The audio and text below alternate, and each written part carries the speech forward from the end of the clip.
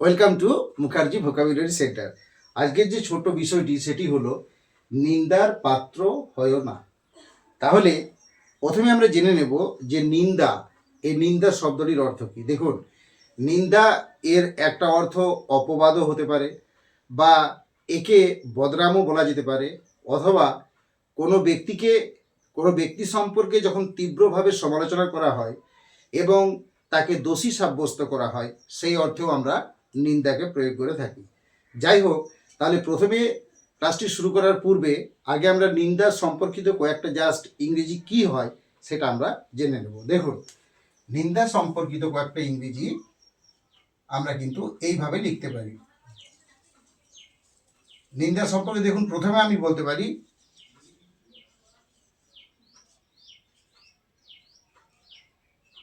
দেখুন প্রথমে আমি নিন্দা সম্পর্কিত প্রথমেই বলতে পারি ব্লেম। ব্লেম মানেও দোষারোপ করা হয়, আবার নিন্দা করা হয়।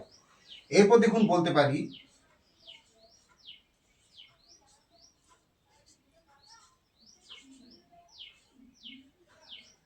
দেখুন রিপ্রোচ, REPROCH, রিপ্রোচ মানেও হলো নিন্দা করা।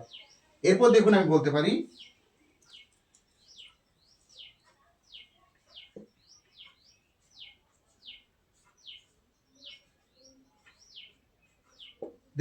আমি বলতে পারি ডিসরিপিউট, DISREPUT, অর্থাৎ ডিসরিপিউট অর্থেও আমি নিন্দা শব্দটিকে প্রয়োগ করতে পারি।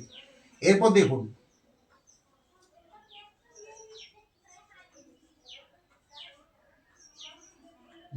Scandal, SCANDAL, scandal. এবং আরেকটা প্রয়োগ করতে পারি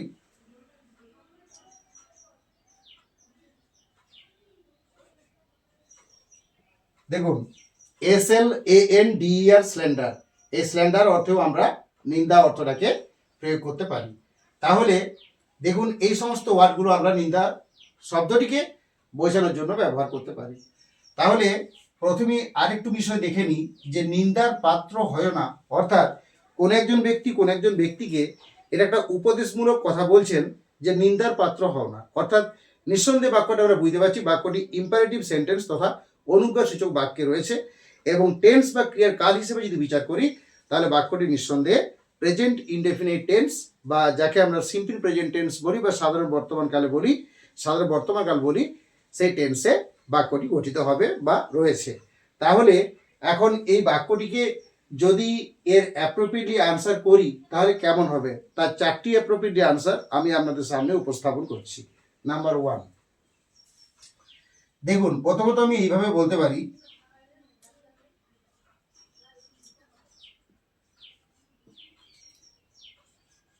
প্রথমে কি বললাম, ডোন্ট বি, অর্থাৎ হয় না, ডোন্ট বি। এরপর কি করব,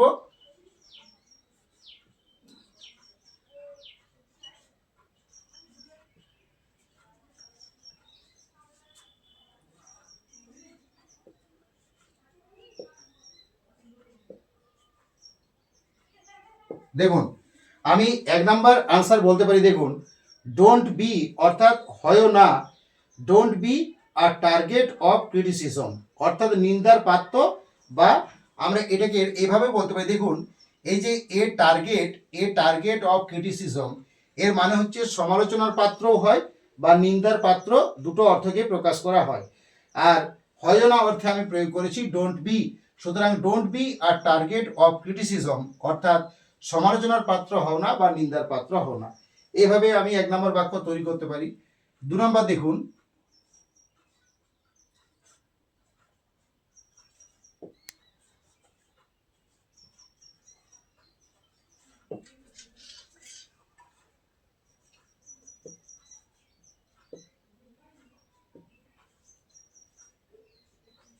দেখুন আমি এইভাবে বলতে পারি avoid being criticised, avoid being criticised, অর্থাৎ সমালোচনা এড়িয়ে চলুন। এই অর্থেও কিন্তু যখন আমরা বাক্যটাকে ব্যবহার করছি অ্যাভয়েড বিং ক্রিটিসাইজড, সমালোচনা এড়িয়ে চলুন বা নিন্দার পাত্র হবেন না, এই অর্থেও কিন্তু বাক্যটাকে আমরা প্রয়োগ করতে পারি। এরপর দেখুন 3 নম্বর যে অর্থটা আমরা প্রয়োগ করব, সেই 3 নম্বর অর্থটা কিভাবে প্রয়োগ করব। দেখুন,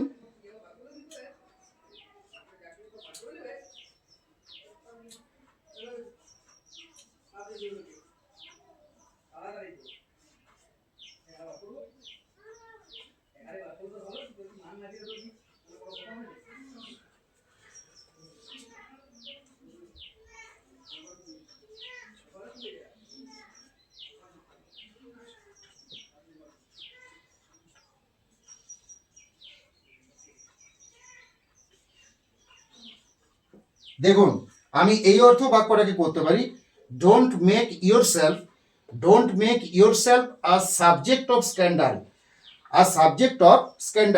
তাহলে এ সাবজেক্ট অফ স্ক্যান্ডাল, এই যে এ সাবজেক্ট অফ স্ক্যান্ডাল এর অর্থ কি বোঝাচ্ছে? নিন্দার পাত্র অর্থটাকে নির্দেশ করছে।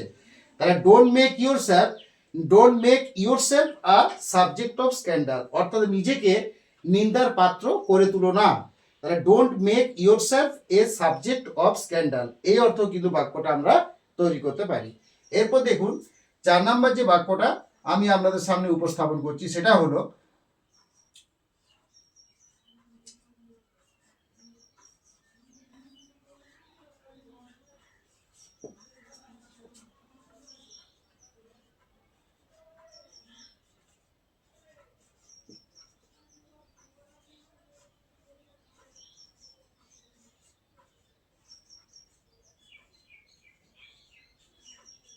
দেখুন এইভাবে করতে পারি 4 নম্বর বাক্যটা, ডোন্ট ব্রিং ডিসরিপিউট আপন ইয়োর সেলফ।